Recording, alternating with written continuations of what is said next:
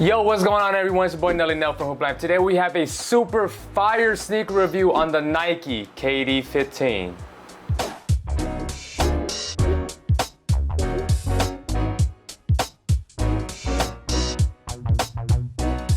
Alright man, I know a lot of y'all people gonna come at me and say, damn Nelly, about damn time you got the sneaker review on the KD15, but hear me out man. They finally released these over here in the States. These released actually earlier overseas in other countries, but you know, I wasn't able to get a hold on a pair for myself. You know, I don't really got the Asia plug no more. As long as we got it now, man, it's all that matters, man. So we still bringing you guys a sneaker review on the new Nike KD15. This is the first colorway to drop over here in the States, which consists of a combination of black, navy, and baby blue, along with a multicolored design tongue and a tad of yellow.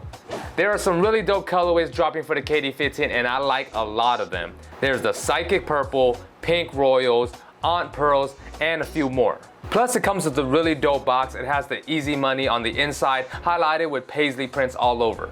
The KD15 went more towards of a lower cut on this year's model compared to last year's KD14 model, and I was really excited for that because I personally prefer more lower top or lower cut shoes. And when I first saw the images of these, you know, that surfaced the web, I was so excited, you know, for the KD15 to come out, and you know, super high anticipation, and then finally be able to get a pair. And I got a lot of good things to say, but the big question is, following up after last year's model, the KD14, which is a really good performance hoop shoe on its own, how well does the KD15 perform compared to that? Is it better or is it worse? Let's find out. As always, we're gonna start off with the traction. The KD15 has a topographical map outsole pattern with an array of contoured grooves and ridges that bend and deflect in multiple directions to provide traction for every move.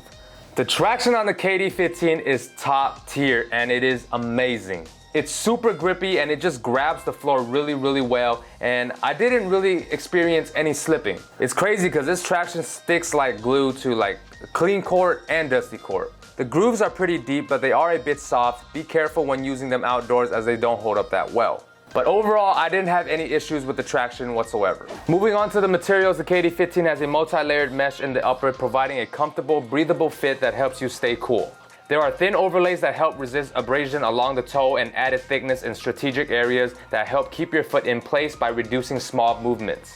It also has reduced layers throughout the upper, taking away unnecessary weight to enhance the feeling for a lighter weight. And lastly, it has a soft tongue to enhance all-around comfort. Pretty similar materials are used here on the 15, just like the 14s, but like I said, they reduce a lot of the materials to cut off some of the weight, and thus making the shoe a bit lighter. One of the biggest upgrades compared to the previous model has got to be the ventilated tongue, which I personally really like. It's soft, it's plush, and it's comfortable. The upper also appears to be much more durable, and in terms of feel and comfort, I do think that it's slightly better. For support and lockdown, it has wing panels on the midfoot that provides lateral containment and support. There's also a supported piece under the arch that helps keep the shoe stable, and the heel is crafted to help lock in and add support to your Achilles tendon. You know, since KD injured his Achilles in the playoffs a couple years ago, the last couple shoes that he had has got to have good Achilles support, especially in the back heel. And I've got to say, the lockdown and support on the Achilles tendon is very good, but not enough.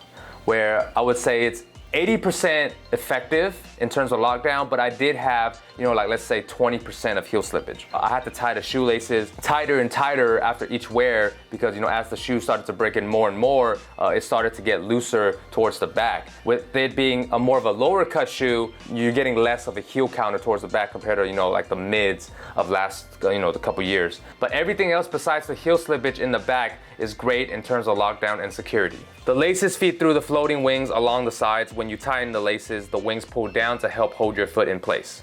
Overall, I would say the support is pretty solid, whereas lockdown, you are getting some minor issues. For cushion, the KD15 has full-length Cushlon foam plus a visible air zoom strobo unit that provides a dual layer of cushioning that's soft, smooth, and comfortable.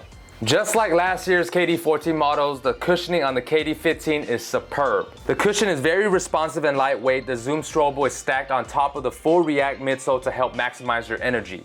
The Air Zoom Strobo eliminates the need for extra layers, and it brings the energy returning sensation right up under your foot.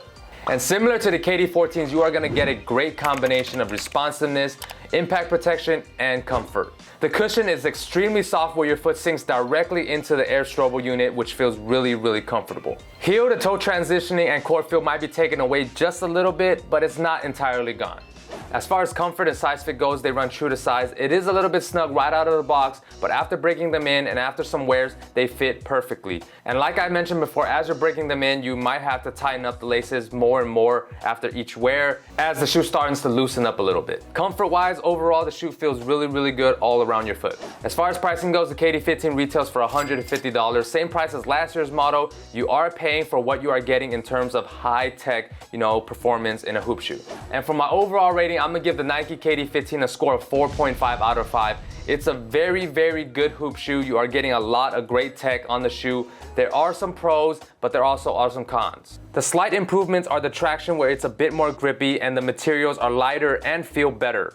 Cushion is about the same compared to last year's model, nothing extremely noticeably different. Support is really solid, although the lockdown on the 15 was worse than last year's model, where there is some heel slippage. And I do believe that the KD15 is slightly better than last year's KD14 model, and overall the performance on the KD15 is amazing, and it is a really good hoop shoe. Hope you guys enjoyed that sneaker review on the Nike KD15s. Let me know down in the comment section below, what are some of y'all thoughts on the KD15s? Do you guys like them or do you guys dislike them? And for those of you who do have the KD15s and have hooped in them, how well did it perform for you guys? Do you guys agree with some of the things I said or disagree with some of the things that I said? And lastly, let me know what other sneakers you guys would like to see me review. Make sure to follow me on all my social medias, link in the description box down below. And until next time, it's your boy Nelly Nell from Hoop Life, and I'm out. Peace. Give it up, thinking these women excite me. Give it up, wishing y'all can pass me. Run it up, stepping, I'm moving at high speed. Yeah. Sure.